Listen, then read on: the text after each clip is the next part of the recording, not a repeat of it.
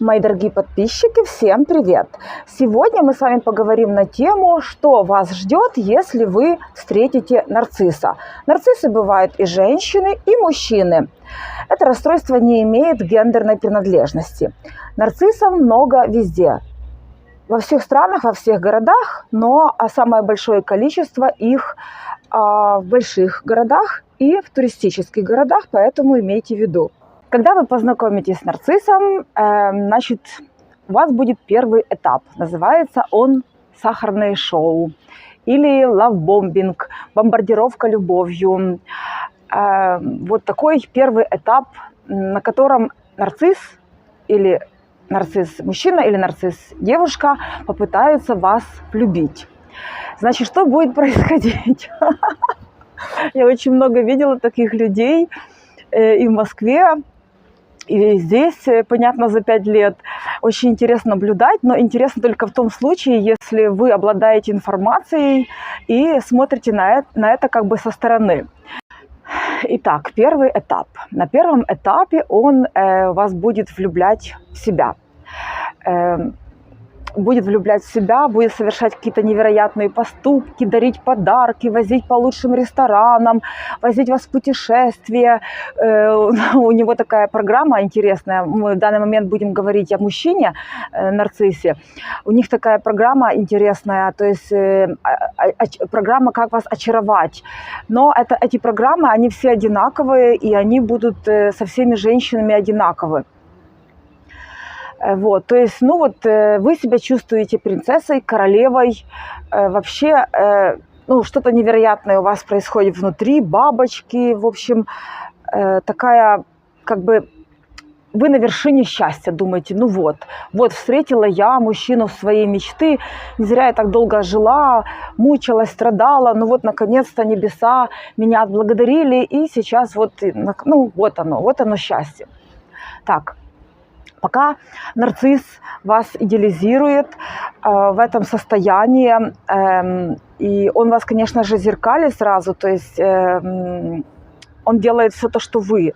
Зеркалить – это как бы отражать вас. Также на этом этапе нарцисс вас тщательно изучает, наблюдает за вами, ваши сильные стороны, слабые стороны, в чем вы нуждаетесь, ваши ценности жизненные, начинает вас зеркалить, и вам кажется, что вы встретили свою родную душу, самого лучшего человека в жизни.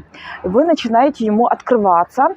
Открываясь ему, вы даете ему в руки инструменты, ваши слабости, ваши ценности, ваши сильные и, в общем, не очень сильные стороны. Рассказываете о друзьях, о родственниках, в общем, сливаете ему массу информации, которой он в дальнейшем будет очень искусно пользоваться. Следующий этап, то есть вы уже влюбились немножко, вам все нравится, вы себя чувствуете королевой, богиней и так далее. Начинается следующий этап. Эмоциональные качели. Есть мужчины-нарциссы, которые жутко ненавидят женщин и, в общем, действуют по одной и той же схеме. А есть мужчины-нарциссы, которые действительно всю жизнь ищут любовь, но поскольку они не видят ни в ком женщину, личность, они просто каждого человека, каждую женщину, они как бы хотят засунуть в какой-то определенный образ. И если он встречает вас, и вы не подходите в этот образ, то есть должны соответствовать этому образу, который у него создан в голове, там, я не знаю, где там на картине, в голове, как там у них происходит все. Если вы этому образу не подходите, он начинает вас туда засовывать. То есть одежду ты носишь не ту, прическу немножко надо поменять. Готовишь ты тоже как-то так не очень вкусно. Моя мама намного лучше готовила. И, в общем, нарцисс начинает видеть какие-то не те стороны, которые он ожидал. И он начинает, в общем, расстраиваться и там отдаляться, и это называется эмоциональные качели, потому что, он же, получается, как бы не способен на чувства, на какую-то такую действительно глубокую взаимность, глубокую связь. Он всю жизнь в поисках образа. И вы в этот образ не вписались, он как бы там злится уже внутри, и он начинает отдалять вас. он может пропасть. Или сам отдаляется, он может пропасть, там, заблокировать вас, не писать, не звонить несколько дней, пропасть. Потом у них еще нет постоянства объекта в голове, то есть, ну, как обычные люди как злятся, но человек, как бы там, прощаем через какое-то время, все нормально, все равно человек остается, ну, как бы в нашей жизни, и мы там миримся, общаемся и так далее. Так живут обычные люди. Нарцисс же в это время, он вас вообще выкидывает из головы, выбрасывает, то есть вас уже там нет. Он начинает искать других партнеров, хотя у них очень часто масса партнеров, несколько. И то есть если вот вы его в чем-то, ну, как бы разозлили, там, разочаровали, он идет к другому партнеру или начинает отношения с новым. Вот какой там намечался партнер встречи, вот он начинает уже с ним. То есть вы уже разочаровали его. Ну, в общем, такие дела, они постоянно бегают от женщины к женщине. Короче, это цирк. Дело в том, что у нарцисса внутри такая невероятная глубокая пустота. Там большая черная яма. И нарцисс вместо того, чтобы разобраться там в себе, или там, не знаю, поработать с психотерапевтами, хотя я сомневаюсь, что там можно как-то проработать действительно до конца, но улучшить можно состояние. Нарцисс обвиняет вас. Что такое? Уже вот этих нет всплеска эмоций, уже нет ни адреналина. Значит, в том, что он себя плохо чувствует, снова вот эта пустота в нем забурлила, черная глубокая яма, он будет обвинять снова вас. Вы виноваты, вы ему не даете любви, не даете ему эмоций, снова ему плохо. То есть он не может, его психика не может понять, осознать, что это он виноват, в нем проблема. И он начинает обвинять вас. И начинается вот это тормошение туда-сюда, туда-сюда. Другими словами, они начинают проявлять свой садизм, потому что обычное состояние нарциссов – это презрение, ненависть, зависть, гнев и невероятная ярость. И вот это все вы начинаете видеть. Для нарциссов любовь – это боль, это садизм, боль. То есть так вот они воспринимают любовь. И он думает, нарушенный человек думает, если вы терпите вот это все, значит, вы его любите. И хотела вам сказать, если вы слышите от человека «я не люблю драму», разворачивайтесь и уходите. Еще раз повторю, если вы слышите от человека «я не люблю драму», разворачивайтесь и уходите, и блокируйте. Это говорят люди, которые обожают вот эти эмоциональные качели, адреналиновую любовь. То есть психически нездоровые люди любят садизм во всех проявлениях. Отношения на работе, везде. То есть имейте в виду. Потом вас ждет третий этап. Третий этап – это обесценивание. Поскольку он вот эту пустоту чувствует, во всем будете виноваты вы, не так одеваетесь, не так разговариваете, не так готовите, не так улыбаетесь, не так себя ведете в обществе, то есть все не так. Дело в том, что вот эту никчемность и свою ущербность они будут проектировать на вас. Есть такой психологический термин проекция, то есть нарушенные люди будут проектировать на вас те качества, которые есть внутри их самих. Они вас будут доводить до ярости, до гнева, до всяких плохих эмоций и говорить всем: о, смотри, смотри, вот она какая истеричка, какая она неравновешенная, вот какая плохая женщина, и какой я бедный несчастный связался с такой. Вот так вот будет вести себя нарцисс, там будет переписки показывать другим людям, будет вот это делать шоу мерзавца, я называю. Дело в том, что этим людям никогда не бывает ни с кем хорошо вообще. То есть они не способны выстроить хорошие, теплые, глубокие такие отношения, поэтому у них все идет по одному и тому же циклу. Это лавбомбинг, это эмоциональные качели, это обесценивание и четвертый этап – утилизация. То есть если вы остались с ним в отношениях и вот это все терпите, он начинает вас уничтожать вашу личность, вообще там кошмарит, как тузик грелку. Их цель уничтожить человека, и на фоне вот этих ваших костей они будут такие, знаете, я принц, я царь, я всемогущий, я такой великий. То есть вот такая там больная психика, и как только вы видите первые красные флажки, уходите, уходите. Я видела таких людей. То есть их заметно сразу, тело говорит вам об этом, и, как сказать, но вы игнорируете вот эти моменты, вам кажется, это бабочки внутри. Если вы дошли до этого этапа утилизации, то вы уже очень эмоционально выжаты, у вас уже нет ресурсов, у вас уже проблема с деньгами, потому что он заполнял своим присутствием большую часть вашего времени и тянул на себя все ваши жизненные ресурсы. И очень часто это такие успешные мужчины, вот они на страданиях других людей, на чужой энергии, они, в общем, держат свой бизнес. Вот такие мерзавцы. Значит, ему потом показалось, что он ошибся, что он неправильно продумал, неправильно выбрал вас, вы его разочаровали, вы такая никчемная, ничтожная, как и он, раз вы могли его полюбить. И он отправляется на поиски другого ресурса. Вот. Так что вот так вот выглядит любовь, в кавычках, с нарушенными людьми. У психопатов, по сути, та же схема. Отличия психопатов и нарциссов я могу рассказать чуть попозже, если вам это будет интересно. Но все психопаты, без исключения, это люди с НРЛ, то есть с расстройством личности, нарциссы. У них такое же больное эго. Что-то вы не так сказали, не так посмотрели. Он решит, что вы хотите сделать какой-то удар его больному эго. Вот так вот это будет выглядеть. И хочу вам сказать, что с ними в отношениях остаются женщины с низкой самооценкой. Или же, если вы не ушли, то он эту самооценку будет с удовольствием понижать до тех пор, пока вы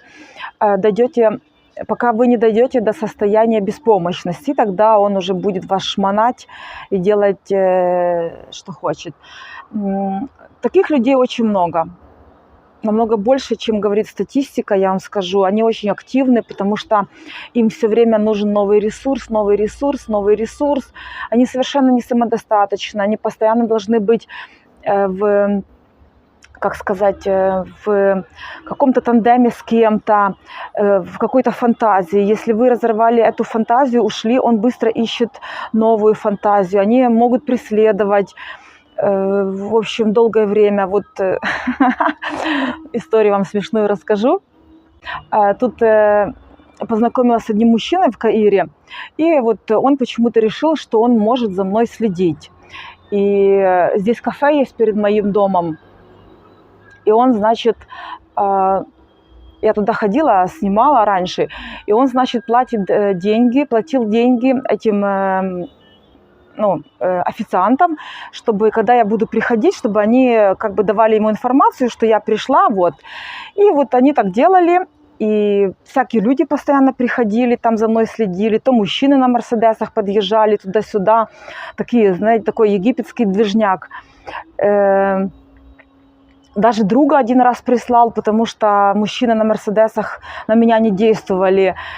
Вот. А я это все очень хорошо считываю. Я вот вижу, что человек слева себя странно ведет. Человек справа уже пришел второй или третий раз и за мной наблюдают.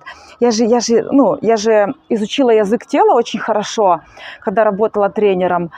Вот. И у меня очень высокая интуиция. Я вот это все вижу, наблюдаю, наделала очень много фото, видео этих людей, так что когда-нибудь, может быть, создам фильм.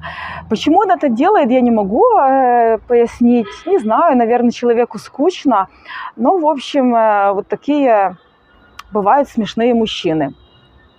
Вот, так что создам фильм «Нарциссы Египта». Вы знаете, дорогие девочки, если, допустим, на первом этапе вам покажется, что вы его сильно любите и даже ревнуете, то пройдет время, и вы будете молить Господа, чтобы он нашел другой ресурс и отвалил от вас навсегда. Ой, я не могу, вспомните мои слова. Все вы знаете, что у меня есть подруга Елена, психолог-аналитик, шикарный профессионал. И вот мы, когда встречаемся, обсуждаем, она мне все объясняет так глубоко на языке психологии. Она работала с жертвами таких людей, она работала с нарциссами, она видела и психопатов в жизни. В общем, и у нас такое продуктивное, интересное общение с ней. Вот. Так что забавны эти людишки, если наблюдать за ними вот со стороны, но, конечно же, ни в коем случае не в отношения. Еще. Пока вы будете в отношениях с нарциссом, вас будут постоянно газлайтить. Что это такое? Искажать реальность. То есть, как бы превращать вас в дуру. Все вот эти манипуляции, гостинг, газлайтинг, все вот эти ближе-дальше игры, холодный душ, все вот эти садистические моменты нарушенных людей вы увидите в полном комплекте. На этапе ухаживания он будет очень спешить, конечно же, спешить сблизиться с вами. То есть так бывает, что люди начинают встречаться и буквально через 2-3 недели, месяц начинают уже жить или начинают или женятся. Ему нужно это сделать быстро. Почему? Чтобы вы не успели рассмотреть в нем придурка, нарушенного человека, его садистические выпадки. Попробуйте, знаете как, попробуйте, ну вот я так делала, попробуйте показать ему свою зависимость от чего-либо, и вы быстренько увидите, кто перед вами, потому что у нарциссов, так как и у психопатов, есть 3 крюка, в общем, за которые он держит жертву. Первый крючок – это деньги, второй крючок – это власть, и третий крючок – это секс. Если вы свободны от вот этого всего, то нарцисс с вами не сможет манипулировать. Он просто будет делать какие-то гадости или отойдет со временем. Вот, в поисках новой жертвы, потому что, повторюсь, они не могут без жертвы, это их жизненный ресурс. Да, забавно. Очень часто бывает такое, что нарцисс долго очень может быть в подстройке, до года, и когда вы уже действительно влюбились, действительно вы начали быть от него зависимы, ну, допустим, вышли замуж, родился ребенок, вот тогда все меняется, и когда он эту зависимость чувствует от вас, и когда он чувствует, что вы уже никуда от него не денетесь, вот тут начнется самый настоящий ад со всеми прибамбасами. Он вас попытается отгородить от друзей, от родственников, чтобы, знаете, как паук жертву, которая попадает вот в его сети, в паутину, она там вот дергается, а он потом к ней подходит, впрыскивает слюну свою, и, в общем, жертва растворяется, и он ее выпивает. Вот так вот действует нарцисс, он отгораживает от всех родственников, друзей, от толковых людей, чтобы вас лишить поддержки, чтобы вам никто не смог сказать, что перед тобой мудак, что ты делаешь. Вот. Так вот это все происходит. Всю жизнь они по одному и тому же циклу двигаются, ничего не меняется. Это очень серьезное расстройство личности. Очень часто это расстройство сопровождается психозом, шизофренией, не знаю, психопатией. И по моим наблюдениям, то каждый нарцисс в старости уже психопат, потому что психика устает на протяжении всей жизни это все контролировать, фиксировать вот эти все моменты. Нарцисс, понятно, очень сконцентрирован на себе, и на вот эту обработку всего уходит колоссальное количество энергии, поэтому на любовь и на заботу о вас там уже ничего не останется. Когда нарцисс будет вас контролировать, вам покажется, что это забота, но это не забота, это форма контроля, которая со временем перерастет в такую жесточайшую форму. Я здесь наблюдала за девочками в Египте, в общем, так что имейте в виду. Ну, это везде есть, это во всех странах нарциссы. Повторюсь, нарциссы бывают и мужчины, и женщины, так что будьте начеку. Будьте начеку и прислушивайтесь к своему телу, потому что тело, оно говорит нам: перед вами нездоровый человек, перед вами какая-то нарушенная личность, перед вами, в общем, хищник. И тело вам об этом говорит. Но если вы игнорируете эти сигналы, знаете, как тело кричит: бей, беги, замри. И если вы не бегите, а замираете, в общем, будут происходить не очень хорошие вещи. Так что вот так вот. Лично мне за этим всем довольно интересно наблюдать, потому что я пишу книгу, вернее, делаю сейчас только накидки, писать книгу буду попозже. Наблюдаю за тем, как мужчины здесь, даже знакомые, там, мужчины моих знакомых, как они добиваются этих девочек, потом уже, значит, через несколько месяцев они начинают снова искать новую жертву. И здесь очень много мужчин, которые хотят получить меня, знаете, как в качестве жертвы, в качестве партнера. Но я вот эту токсичность чувствую сразу, поэтому наслаждаюсь своим, скажем, одиночеством, а поскольку у меня еще избегающий дураков тип привязанности, то мне очень комфортно с собой. Я ценю в мужчине порядочность, я ценю в мужчине истинную заботу. Знаете, вот действительно мужчина, когда с ним хорошо, когда ты понимаешь, что с тобой мужчина. А вот эти все египетские цирки, вот эти все игры мне абсолютно не интересно. Но для книги информация очень даже полезна. Я все фиксирую, все записываю. Иногда смеемся с подружками, потому что так они действуют, знаете, очень так открыто, явно, так, в общем, никак по несколько лет, тут есть мужчины по несколько лет, вот они крутятся вокруг меня, чтобы меня заполучить. Да. Ну, они, наверное, не смотрят мой канал, не знают, что я все понимаю в этом. Вот. Кстати, еще они очень часто применяют триангуляцию. Это ввод в отношения третьего партнера для того, чтобы вы больше старались, больше как бы нравились ему, пытались нравиться, больше угождали, больше становились не собой, а плясали вот под дудочку нарцисса. Вот такие люди, эти нарциссы. Даже не знаю, ну, их можно пожалеть, хотя там ни чести, ни совести, ни достоинства, там такая глубокая яма, зияющая пустота.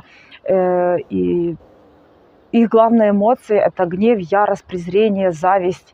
Да, они, кстати, очень завистливы, и они могут завидовать вам, даже потому что, допустим, вы наслаждаетесь жизнью. Знаете, дьявол не любил тоже тех, кто любил. То есть там вот такие дьявольские черты характера в человеке. Вот, и, ну, вот как-то так. Поэтому не советую с ними общаться, потому что они заражают людей вот этими плохими качествами своими. То есть, если вы будете общаться с нарциссами близко, через какой-то момент вы тоже станете нарциссом и тоже будете действовать этими маневрами, этими ходами. Я видела здесь таких девочек, которые через несколько лет они превращались в нарциссов, и точно такие же мерзкие действия и манипуляции у них. Ну, в общем, я это считываю очень серьезно, благодаря тому, что у меня интуиция высокая, изучила язык тела, и когда ты видишь, что тело человека говорит об одном, а он начинает втирать. Вот вообще они очень сильно врут. Они выдумывают на ходу. Они придумывают тот сюжет, который нужно донести именно вам, чтобы повлияло именно на вас. Они просчитывают ходы. И вот это постоянное вранье мне смешно, потому что я, допустим, понимаю, как ведет себя тело, когда человек врет. Я смотрю на это, ну, как бы забавно, но хочется в жизни что-то другое видеть и с другими людьми общаться. Поэтому у меня жесткие правила по отбору людей. Я даже вот пить кофе не буду просто так. Деловых отношений у меня не будет просто так. У меня могут быть только те люди, которым я действительно доверяю, с которыми мне комфортно, которые наполнены, которые интересны, человечны, у которых есть эмпатия. У нарциссов же нет эмпатии, кстати, я не сказала, у нарциссов нет эмпатии, они изучают вас когнитивной эмпатией. То есть когнитивная эмпатия – это, ну, то есть изучают вас, допустим, как ты себя ведешь в том состоянии, что ты говоришь в том, при других обстоятельствах, при третьих, и вот они вас изучают. А чувствовать они вас не могут, там все напрочь убито и выжжено, там этого нету. Вот, так что вот так, мои дорогие подписчики, вот такая история с этими нарциссиками, цветочками жизни нашей, в кавычках. Ну что ж, надеюсь, видео было вам интересно. Пишите комментарии, подписывайтесь, пишите, что вам еще интересно. Могу рассказать, как распознать психопата, что чувствуете вы, когда рядышком с вами психопат или нарцисс, что ощущает жертва. Если вам эти темы интересны, могу рассказать, потому что все вот это из моего опыта. Я много общалась с девочками, жертвами нарциссов, сама наблюдала за ними довольно близко. Ну так вот, все, волшебно. Ну, буду с вами прощаться. До скорых встреч. Всем привет из Египта и пока-пока.